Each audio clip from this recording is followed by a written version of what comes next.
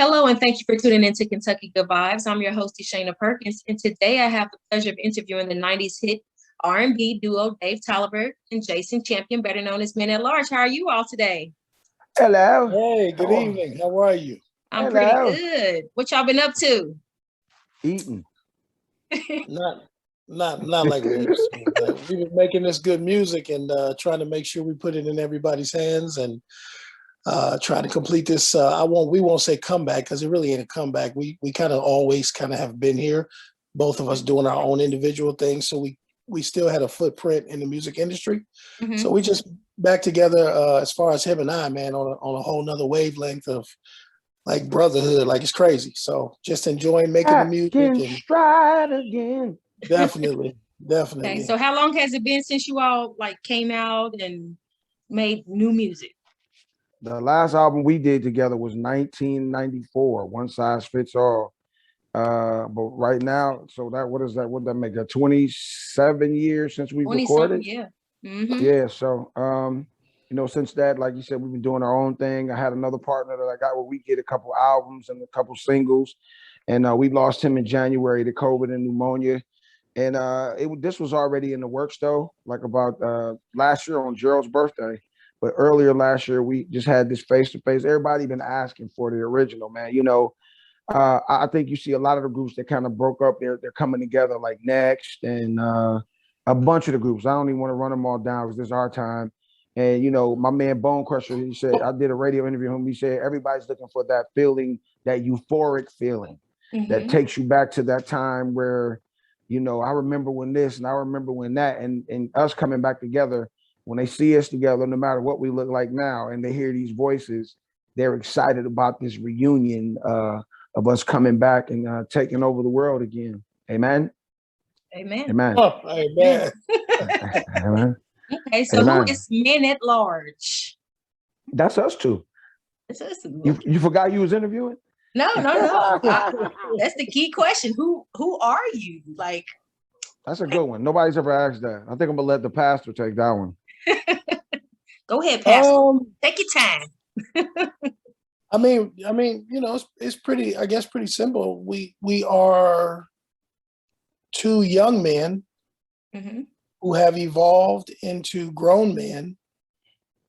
And what we were in the 90s was a group who was hungry to prove ourselves, to make a name for ourselves, to make good music and to go out and entertain, play off the whole big guy thing. And as we have evolved, Men at Large is now two grown men with families and kids and responsibilities. And now I think the biggest difference is we understand the magnitude of the weight that we carry, no pun intended, as far as our responsibility to put good content in the earth. We don't want to just make, some of these kids, man, they make music. It's just everybody want to screw everybody. Everybody want to, don't nobody want to commit. Don't nobody want to be in love. Don't nobody want to, be grown. And that's who Men at Large is. We grown, still youthful, still look young enough and love people and just want to try to help, do our part to help a hurting, I guess what you would call a hurting America, do the little bit that we can to bring some happiness and some joy, musically to people. And I think, what we never strayed far from, even if we got into suggestive music, we never really got into suggestive lyrics. The concept was there, Birds and the Bees, First Day, different stuff like that. But, we never really got into that stuff. And I think when you hear this new music as well, you'll hear how we've matured and just the song content and the way that it's structured and put together. And oh my God, man, I just can't wait for the world. That new single is out right now in My Feelings. It's at radio right now. It'll be available for streaming on all platforms August 23rd. In My Feelings. Oh my. Yeah, I heard it. I played it while I was on my way to Louisville last weekend. It knocks. It knocks. You was in your feelings, wasn't you? In my feelings. Still am. No. So can you tell us about your childhood and your upbringing? Like, were you all raised in church or family musicians, or where'd you come from?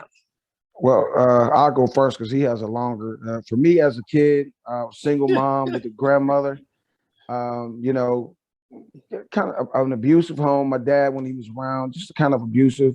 I definitely was raised in the church. But after a while, you know, my uncle, who was like my real dad, like he didn't give me life, but he gave me life, is what I say. He took me out, and not really took me out in a negative way, but he took me out and he started me off a radio career at about 15 years old. But I had been hanging around the radio station from the time I was like 9 or 10. You know, even earlier than that. But at 15, he actually started me off in the radio business. So that my childhood was it was a bit scary at times, but for the most part, I had a whole bunch of fun, man. I can honestly say I was blessed. I don't have any real horror stories and stuff like that. The horror stories came after we got into the business for me. But yeah, I definitely was raised in the church. I sang in a choir called the Buds Promise Choir. Then I sang in a choir called the Youth United Chorale, and that's when I started doing my music career. Going to the radio station, working there like 5-6 days a week, and going to school. I'm sure his is a little more extensive, but yeah, we had some of the backgrounds. My mom and his mom was best friends before my mom passed away for 30 years. So they grew up on street apart in where I grew up at. Yeah, all they do. Okay. What about you, Jason? Definitely grew up in church. Come from a real musical family. My father, the great late elder Leonard Wings champion. Don't say that. Leonard Wings, baby. F.A. Wings.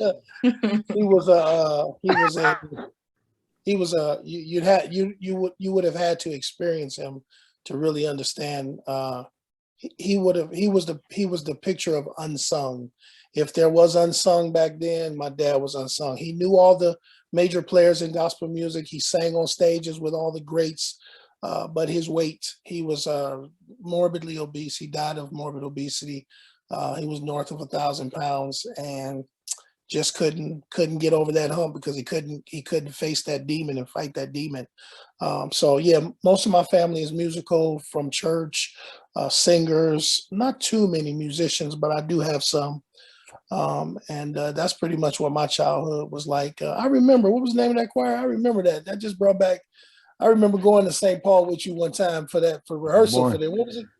Oh, that you probably went to the Youth United Chorale. That was with Terrence Jones, and my mom was in the choir directing and stuff like that. Yeah, I thought it was the Buddy Group, but that sounds familiar. The Buds was, yeah. You probably came to some of those on Saturday. You probably came to with the little kids, not the teenagers. Yeah. Yeah. So how did you all meet? Oh, go ahead. Well, I guess it was like it was inevitable. Like, you know, my mom, like I said, my mom and his mom were best friends for 30 years before my mom passed away. So we were together all the time. I mean, all the time. And even though they lived on the other side of town, he was either at my house or I was at his house. And then when I had to go to the radio station, he was going with me. I remember when he was in school, he wouldn't go to school sometime and be at my school. And, you know, I would go to his school sometime, but I couldn't hang out in his school like he hung out in mine. You know, my school was a little different. Yeah. So, but we just, that's what we did. And, you know, like I said, when we, so y'all grew up like brothers. Yeah, definitely. Yeah. Absolutely. Yeah. Okay. So when did you all realize that you had a gift for singing? I think like every kid in church, you kind of that's probably one of the first things you learn about. Not every kid. I'm talking. I mean, those of us who are musically inclined, you pretty much start tinkling on the keyboard or singing. By 5, 6, 7, 8, you pretty much know, like, I like this and I might have a gift doing this. You know what I mean? So I think for both of us, it was fairly early. Yeah. And then the fact that I always got free tickets to concerts. We were at a New Edition concert and we were just in the audience like crying, and we was like, yo, this is what we want to do. And you know, here we are. You still got the hookup? Later. It all depends on what city you're in. Keep the hookup. I need that hookup to the concerts and backstage so I can interview and all that good stuff. I don't like paying for stuff, so you know, I always keep that. You know, I would like some concert come my kids want to go to. I call somebody, hey, you know, da da da da da da. Like I tell somebody, I may not, if I don't know it or I can't get it, I can pick up the phone and call somebody, and they could, you know, they can make it work or try to make it happen. Okay. Yeah, I'm on. So can you give us a brief history of your music background, like when you got started in the industry and how did everything play out at the beginning? How we got started? The crazy thing is, my mom worked for the government for 19 years before she passed, but she also worked at this record store called Fillmore East. Now, back in the day, all artists had to go to these record stores, these mom and pop stores, or otherwise they weren't going to buy your records from the distributors and stock your records and Hold on, stuff hold on. like that. You had to do it. Hold on. It was a crazy process, not like just press a button or get on a video call. Hold on. It's your computer's pausing. Technical difficulties. Mine is? Yeah. Can you repeat that? Everything was slurred. Everything was slurred. Yeah. Really? Mm-hmm. Oh, let me see something. Turn Wi-Fi back on. Let's see. All right. Is it better now? Yeah. Now, what was you saying? Where I live at is horrible. The signal is horrible. Okay. I was saying, as far as like how we got started, my mom, she worked for the government for 19 years before she passed away, but she also worked part-time at this record store called Fillmore East. And back in those days, artists had to go to the mom and pop record stores, the radio stations. You just had to do a lot of shaking hands and kissing babies. And if you didn't, they didn't order your music from the distributor and they didn't stock you. So Gerald lived right down the street, Gerald Levert, and he would come down there, hang out with my mom and Beverly, the lady that owned the store. So I knew him, but you know, my uncle slash dad, that was the radio programmer. He played he broke the OJ's records and he broke the Gerald records. So some way somehow we were at a party one night. One of the DJs from the radio station, he was a singer too, and he had an after party at his house.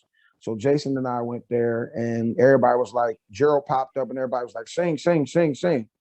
So we sang this record that Jason had wrote. You know, we started to go around with this Casio keyboard with the tape. Do you remember that song? Do you remember how that song went?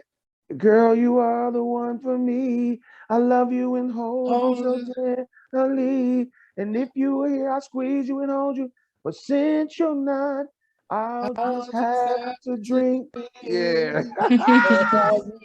Oh, wow. I can't believe you remember that. We released it. That's classic. But that was really the coming out song. And that was really our first. We had a record called Girl and a record called Do the Beethoven. We were like rapping on it and stuff like that. You know, I forget about that. We actually, your uncle got us studio time, didn't he? Yeah, 7918. Yeah. Beethoven. How to do the Beethoven? Do the Beethoven, Beethoven, do the Beethoven. That was horrible. Beethoven that was horrible. But Cats was rocking with it though, because remember Dougie Fresh came to town and he was doing the dance. That's where this came from. It was horrible. That's where this came from. That's where this came from. Man, are you kidding? And we were called BBT then, Big But Talented. And I was like, man, I want to be like, I'm 51 now. I don't want to be 60, 65, and we get the blessing like the OJs and Whispers to be out that long. And now, 50 years in their career, make some noise for Big But Talented or Boys from the Hood. We were Boys from the Hood after that. And so, you know, after we sang, Gerald was like, I'm gonna hook y'all up. So we didn't see him again for like 3 years. That was 86. We didn't see him till like 89. No, we didn't see him. You saw him. Yeah. Okay. Well, the same difference. Us is we. I am you. You are me. We. And so, you know, he was like, when I saw him the 3 years later, he was like, yo, I got this idea for 3 big dudes that can sing, dance, cute, you know, the whole nine. So let me sum it up. Long story short, we went up to the studio. We auditioned. We took 2 other guys with us. They didn't work out. We had to come back and sing for his dad, Eddie. He came back. He was like, yeah, man, yeah. And it worked out. Long story short, and that was probably like around 1990 when we really started with them, but we didn't come out to like the first single, Use Me, in May of 1992. So that's the long but short and short of the long. Hallelujah. Okay, so what's the first thing you did when you got your big break? We cried. You We cried? cried together. I don't remember, but I'm sure it was emotional. I'm sure it was very emotional. The first time we heard the car, I think we were driving, I think in my neighborhood, and I think we had the little tracker, you know, the Geo tracker, like the Suzuki Sidekick. Geo was and we had the top off when we was riding through, and then the record came on, and we was like just excited. And from there, it just really took off super fast. So, you know, we were blessed and highly favored. Hallelujah. Okay, so if given the opportunity, who would you consider collaborating with on a single or album? Oh man, that's a long list. Man, I would like to go in the studio with Jason's brother Jay Sean, who did the majority of the writing and arranging on this album, but also being produced, him and Babyface at the same time. I think that collaboration. What you think, Jay? If you had Jay Sean in the studio with his creative juices flowing and Babyface, and we sitting there in the studio with that dude with all them candles, and he, you know, I mean, I couldn't even imagine, man. That would be I'd be crying the whole time. Because Babyface is such a crying. prolific songwriter. He's such a prolific songwriter. The GOAT. And for me also Joe and Jay-Z, or even Nas for me, and you know. Okay. What about you, Jason? Man, I'm sitting here trying to think of all the people that while he was talking.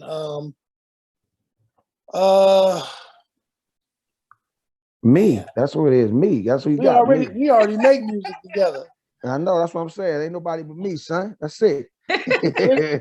Rick Ross. Oh, Ross, huh? Definitely Rick Ross. That'll be a dope record. Man. Mm-hmm. It's sad that the cats that are out today, some of them are really good, but it ain't mine. You know, it ain't mine. So I had to think. I would love to do something with Tank. I think he's incredible. Mm-hmm. Joe Thomas. I would love to do something with Joe. Oh man, Joe is my favorite. PJ Morton. Yeah, I love him. Mm-hmm. Yeah, PJ Morton. I wish I could reach back and get Donny Hathaway. Woo. Mm-hmm. Yeah. So do you have any words of advice for those seeking to get into the industry? Don't do it. No, I mean, if that's what burns deep within your heart and you do it, even if you weren't getting paid, keep doing it. Because it's the music business is literally, well, it's changed a lot now because with social media, man, you can brand yourself and hit a lick and get lucky and be out of here. You know, you don't really need record companies anymore. But just be true to yourself as an artist. Don't chase after, I got to get a record like this, or I got to be like them, or be who you are. Be authentic to yourself. I tell everybody, I say, yeah, we might all have to drive on the same highway, but we don't all have to drive the same car. Don't be afraid to be different, be who yourself, who you are. And I say, learn the business, all facets of it, you know, from the business. Absolutely. I mean, be self-contained, man. You know, save the money for your marketing, you know, relationships, that your network is your net worth, you know, because a lot of times, especially in this project now, we're getting some things, gaining some ground with things based on relationships that our team has, you know, and so that's the blessing within itself, man. So, you know, network, relationships, don't burn bridges. But you know, this music business, I'm telling you, it's not for the faint of heart. It's not for the faint of heart. It will squeeze you, it will squeeze you, it will squeeze you, it will squeeze you until you have nothing left. If you can deal with that, go with it. Go with it. So tell us about your new single, My Feelings. I'm in my feelings. Jay Sean is my brother. He's a monster. Yeah, he comes up with this stuff, you know, in my feelings. And when we heard it, you know, Dave has always been the hip hop, like kind of, you know, like the sort of like the singer That's rapper. all I listen to. So I pretty much defer to him. If he said, yeah, that's hot in that kind of vein, you know, I pretty much trust because he knows what's, but in my feelings, man, it reminds you a little bit of the Confessions album, obviously Usher, because it's got that guitar. Yeah. But it's fire, man. It's fire. Mm-hmm. In my feelings, it's like every song on this album is a conversation piece. You know, getting back to the love, getting back to communications, or doing things the way it used to be. You know, people are turning their really turning their nose up on traditional ways and values now. You know, in this record, in my feelings, that's what we're talking about. Actually, really going after a woman in a respectful way, falling for her, and then you still asking to talk to her dad to see if you can have her hand. Because I'm in my feelings, I want to do this the right way to make sure that it turns out the right way. You know what I mean? So we picked the right day to make it the right way. You know what I mean? In my feelings. Okay. Yeah. So any new projects that you are working on, movies, tours, or anything? We definitely touring. We have some dates. You can go to the Minute Large and find out the dates, or Minute Large on Facebook and get the dates. Movie wise, we're definitely working on some TV stuff that'll depict the things that we going through in life right now. We have working titles, but not definitive titles. And the new album, I'm pretty sure it's gonna be called 713, right? Yeah, pretty much, yeah. Because the last time we had a show together on a major level was 7/13/2014. That was Gerald Levert's birthday, and they were doing a tribute to him. After that, we started recording last year, 7/13/2020. When we were finished, you know, Jason was like, he always tells me God's gonna do this, and I think you should do that. And when we were younger, I had a habit of not paying attention and listening to that. I'd be like, man, all right, cool. You stay here with Jesus. I'm about to go out here and do that, right? And it turned out bad every time. We would just say, because I think we had some angels around us, but probably because of his praying and my grandmother praying at the time when she was here, just to keep us safe. Wasn't me. It was definitely our grandmothers and the people, you know, our elders, our angels. Yeah. Yeah. And so you know, when he said it this time, he said, man, I feel it, man. I said, man, I feel you. I feel it, man. I do. I'm going with it. I believe you know, because over the years, you know, you go through things, you see things, and your faith will either get stronger or you'll lose it, and it won't even make you a difference. But for me, it has gotten so strong. And so when we finished talking, the engineer said, hey, guys, I don't know if you know, normally the producer of the track will send over a title, but there's no title on here. It's just 713. And I was like, that's 3/7, 713, 713, 713. So I was like, yeah, man, it's meant to be. So it's coming. Whether y'all like it or not, we get ready to drop heavy. Like I said, the single In My Feelings is at radio right now. We actually on radio program directors, operation managers. We asking y'all to play it. We asking you out there to request it at your radio station. Go to YouTube, look for it, because there's some snippets of it up there. It's in full versions up there as well. But it'll be available for streaming on all platforms August 23rd. Song Source Music Group Empire. We back. Okay. We back, baby. Joanna. And we're back. Okay, so what has been your biggest challenge as a group? Wait. That's actually true. That's That's actually very true. You know, that's a subject that's very near to my heart. That's mine too. It's a struggle, everyday struggle, every day. You know, and a lot of people, I don't think a lot of people get, like, especially if you have injuries and different stuff like you go through that. I think when you're bigger, you know, they say, hey, you need to use something, but it's like it becomes mental too, and it's something that you have to take control of here first before you can conquer the physical part. So, you know, yeah, it's every day. It's a struggle, no cap. Like the young folks say, no cap. So, but I think also, and also on the business side, the comeback, because a lot of people look at it you know, what y'all got now? You know, what y'all doing now? What you have? Okay. And then they look at it with them. And then when they hear it, they're like, oh, snap, son. Yo, y'all killing them. And then the whole thing changes. It's kind of like an audition again to be let back into this secret society. Because when we were out, that's what it was like. It was like a secret society. Now it's, you know, what I never really was an advocate for. Everybody gets a turn to play, like with the sports, with the kids. I hate that. I think everybody should earn it, because when you make it too easy for them, they don't appreciate the struggle and the hard work and the value of what they have, and they take it for granted. So, but that's been one of the other struggles as well. Okay. So what has been your most memorable moment? Been on an interview with you? No. Thank you. Well, I think my most memorable moment is when I met Cab Calloway.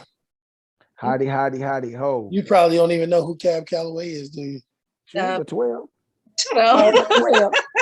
How old are you? I'm 41. And you don't know who Cab Calloway is? You should know who Cab Calloway is. And you Basketball? got the nerve to have a pot.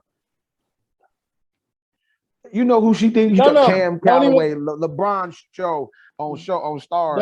That's Calloway. Where I'm sure that's where they got his name from. But right. Go look up Cab, C-A-B. Oh, Cab. Okay, Cab. No, I don't know who it is. I'm sorry. Go look that up. Okay, I will. Don't knock me.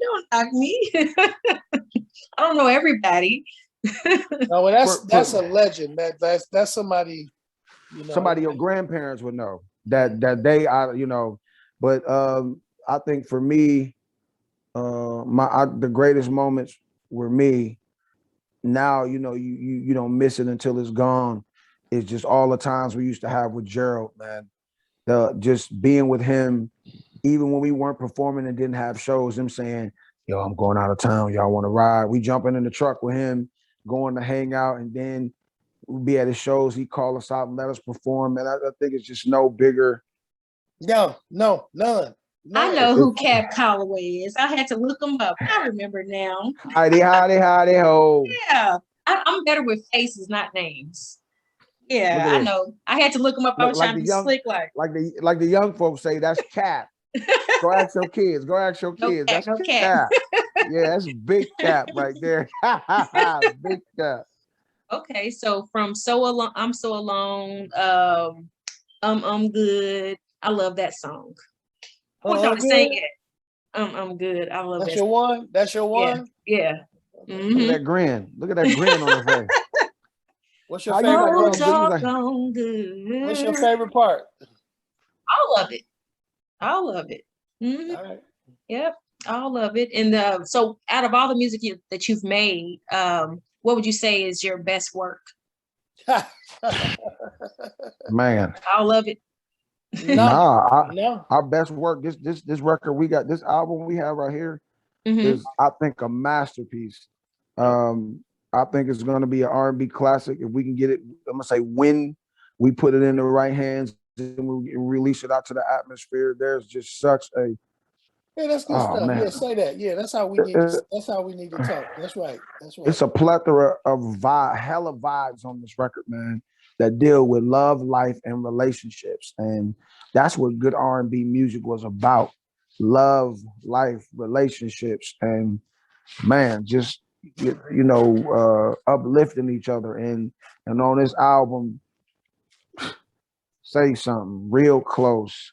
You asked what's my favorite record that we ever did is it's on this album. It's called Love Benefits. Every time I hear this record, I want to shed a tear. I don't know why, but that's how it makes me feel. That's how it makes everybody feel. Man. Okay. Yeah, I know when I told everybody on my social media page, Facebook especially, that I was going to be interviewing you all. Y'all got a lot of love in Kentucky. Just let y'all know. Man, I know. We used to come to Kentucky all the time. We love y'all. So y'all got to come to Kentucky. I got to come. That's right. We do. I'm serious. Let's get something together. Call your folks. Have them call Courtney and let's set it up. We ready to rock. Have them call. Yeah, we open all October. Let's go. Okay. All October. and the second half of November, we open. Let's go. Okay. Okay. Well, I'm gonna definitely talk to Courtney and see what all that entails, and then talk to whoever else I need to talk to, and pretty much go from there. Yeah. All you gotta do is get it. All you gotta do is get it going on your side. Once your side be like, yeah, then we there. Okay. Okay. Okay. Cool. So where can we hear and purchase your music? Like you said, August 23rd, the single will be out, and then you know, the album I'm sure will come. When you're doing it the way we're doing it, where it's almost like we're new artists again. So you know, we don't want to put the album out just for the sake of having it out. You know, we want a groundswell or some momentum. So we're gonna work the heaven out of this single, and We'll probably do another single before we release the whole thing, honestly. Yeah. So we'll this probably first one, do we love gonna run it. benefits around Valentine's Day. Yeah, Okay. yeah. Do a heck of a campaign, and then we out of here, baby. We out of here. Yeah. 80 billion streams. Okay. Okay. So, is there anything else that you all would like to add before we wrap up? No, we just thank you for having us on here, man. We appreciate your time, and we're glad that you wanted to talk to us. And you know, once we sell these 80 billion streams, we'll come back again and tell you what it's like then. Okay, definitely. So I forgot to ask, what is something that Google doesn't know about you? Oh, Oh, Okay, Rick Ross. what is something that Google doesn't know about us, Dave? Look, he already got the answer in his head. He just don't want to say it. me? No, I was gonna Figure say it something. out. I was gonna say something ignorant at first, but I'm just not gonna do that right now. It's been See what I'm this has saying? been You already such knew. a good interview. But I'll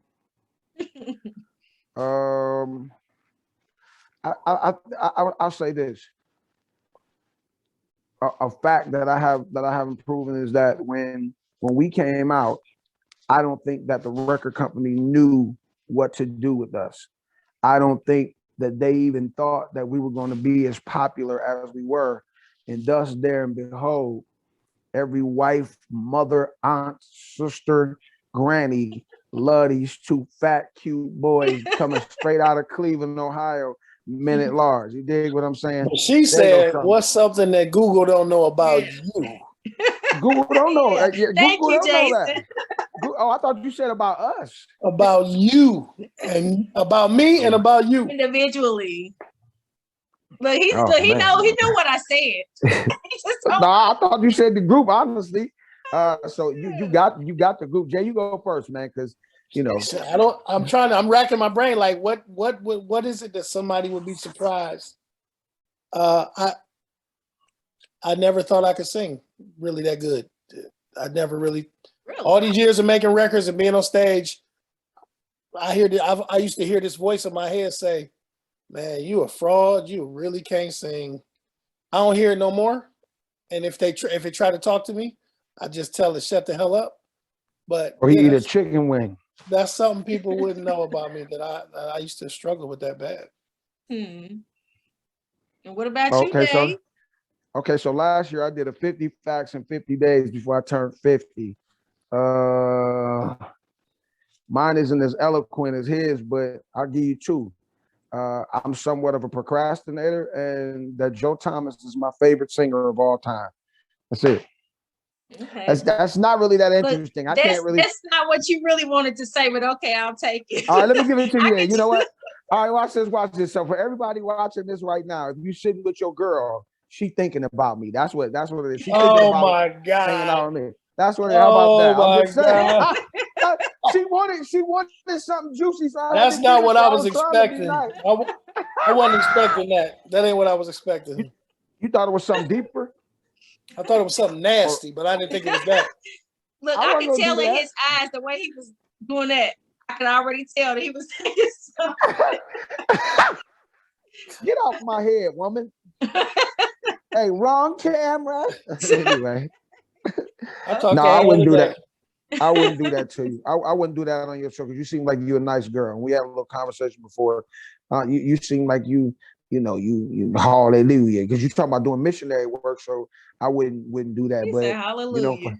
for all the ladies out there, something else in there. I'm a 10 from the neck up. Everything else got its own numbers and area code, so it's all good. You know what I mean? From the neck up, I'm a 10. That's something Google didn't tell y'all. How about that? Okay. You silly. Okay, well, thank you all for interviewing with me here at Kentucky Good Vibes. I really appreciate you all, showing me love. And of course, it was an honor interviewing you all. Thank you for having me. Our pleasure. Our pleasure. And I cannot wait to follow up with you all. And you get all them, how many did you say? Date. How many 80 billion. 80 billion. Okay. 80 billion streams. Yep, 80 billion streams. Okay. Okay. So August 23rd, you said you're everywhere. Yeah. It'll be everywhere available for streaming. Right now it's at radio. So call your radio stations, call your local DJ coalitions, go to the club and ask for us. They can be like, what? I am in my feelings, minute large. IMF, in my feelings, minute large. Ask for it. Even if they don't have it, keep asking. I know a DJ here. Well, he's not here. He's actually in Tennessee. But I'm going, once it comes out, I'm gonna see if he'll play y'all's music, and yeah, definitely. He will if he know what's good for him. Oh yeah, he'll play it. He'll play it, definitely. I'm joking. Yeah, but we ready to come that way. So set it up and we're gonna come knock it down.